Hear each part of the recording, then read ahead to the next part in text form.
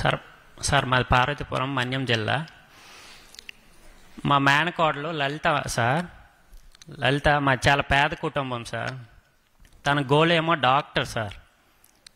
But మేము మనకంత స్తోమత లేదు, మేము చదివించలేమని చెప్తే తను 2 రోజులు మాతో మాట్లాడడం మానేసింది సార్. అల్లికి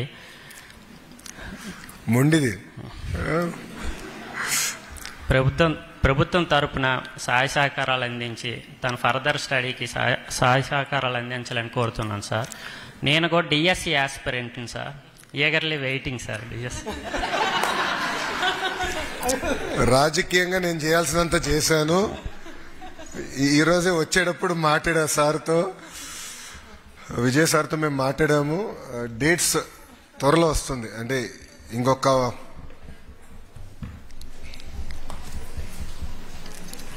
5 రోజులు నోటిఫికేషన్ విడుదల చేయబోతుంది. పాపకు వచ్చే ముందర డిఎస్సి విషయంలో నేను కొన్ని చెప్పాల్సిన అవసరం ఉంది.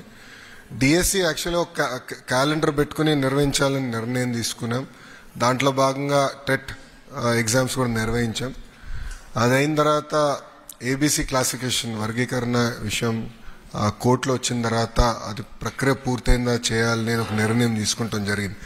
దానివల్ల డిలే అయింది తప్ప ప్రభుత్వానికి డిఎస్సి నిర్వహించాలని చిత్తశుద్ధి ఉంది.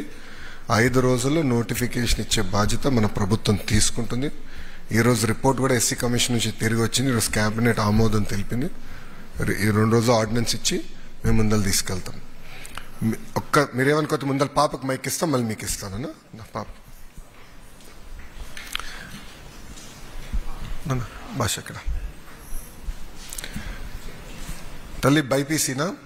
BiPC sir. మార్క్స్ ఎంత వచ్చినాయమ్మా? 989 out of 1000 సార్. అందరు చప్పట్లు కొట్టండి మరి, సీరియస్ ఉన్నాయి. గుడ్.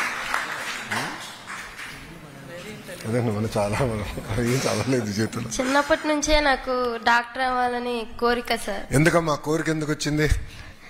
అంటే నాలాంటి పేదవాళ్ళందరూ, నేను ఒక డాక్టర్ని అయ్యి నాలాంటి పేదవాళ్ళందరికీ సేవ చేసి ఉచితంగా వైద్యాన్ని అందించాలని కోరిక సార్ చిన్నప్పటి నుంచి. సో ఇప్పుడు నీట్ కోచింగ్ అందజేయాలి, నీట్ కోచింగ్ కి సపోర్ట్ చేయాలి, అంతే కదా? సపోర్ట్ చేయాలి. 100% మిమ్మల్ని సపోర్ట్ చేసే బాధ్యత మేము తీసుకుంటాం. ఇక్కడ ఇంకా కొంతమంది ఉన్నారు నీట్ ఆస్పిరెంట్. సో మీ మధ్యలోనే మంచి పోటీ ఉంటుంది అనుకుంటా. ఇప్పుడు మిమ్మల్ని అందరూ ఒక స్పెషల్ బ్యాచ్ తయారు చేయొచ్చు నీట్ కోచింగ్ కి. వీల్ డెఫినెట్లీ డూ దట్ అమ్మా. ఎందుకంటే సపోర్ట్ చేసే బాధ్యత మేము తీసుకుంటాం. మేమందరం కూడా ఒకసారి మిగతా ఐఎస్ఎల్తో అదేవిధంగా రాజకీయ నాయకులతో మేము మాట్లాడి ఒక మాటలు చెప్పాలంటే P4 కింద బాబు గారు కూడా, గౌరవ ముఖ్యమంత్రి చంద్రబాబు నాయుడు గారు కోరేది కేవలం డబ్బులు ఇస్తాం కాదు.